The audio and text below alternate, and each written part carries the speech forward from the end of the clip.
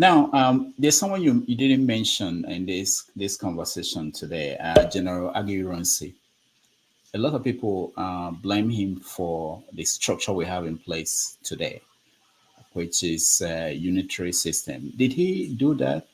Yeah, it's completely misplaced. Again, it's all dealing with surface level narrative, what our eyes can see, which is the simple version, as opposed to what you can't see, and then plugging the two together. The clue, as I explained in Fatherless, Ironsi was not his name. That was from his nickname. I asked my wife, who people know is an Igbo woman. I said, what does Ironsi mean in the Igbo language? She said, no, nothing. There's no such word. I said, what? This is when I was writing Fatherless, because I had a suspicion. And the reason I had a suspicion was that his nickname was Ironside. Now, because I love history, I'd read about the first military ruler of Britain, Oliver Cromwell. And I knew that his nickname was Ironside. And I said, what a strange coincidence. The first military ruler of Britain, after the parliament was dismantled, his nickname was Old Ironside. And the first military ruler of Nigeria, after the parliamentary system was withdrawn, his nickname was Ironside. Now somebody is playing with me. Somebody is trying to dribble me. And going back to my football analogy, I was never easy to dribble. Never. Eye on the ball every single step of the way. And so I could see that this Ironsi came from Ironside.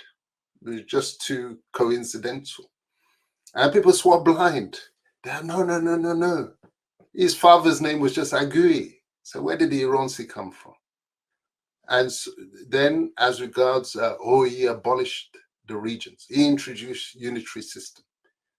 Decree 34. I said, what are you saying? Think about it. Military rule is by definition unitary. You don't have regional unitary, regional military government.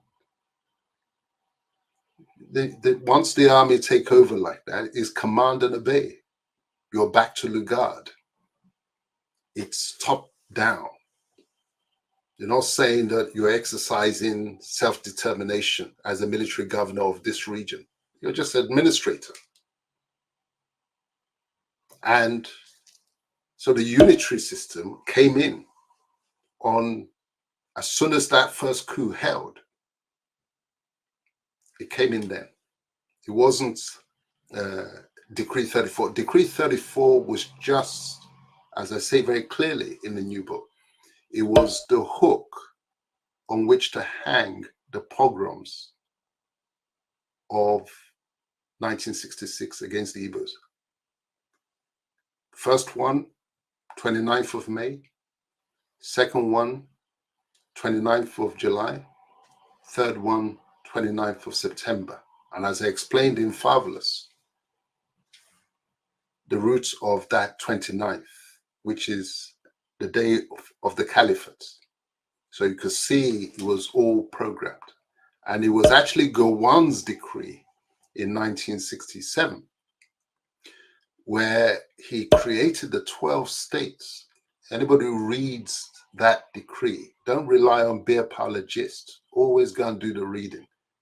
Check the wording yourself.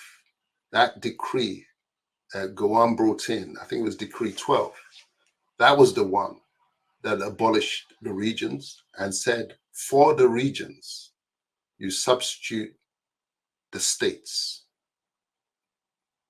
It had, in actual fact, already gone by virtue of military rule, but the formal ending was Gowon's decree of 1967. It wasn't Ironsi. at all.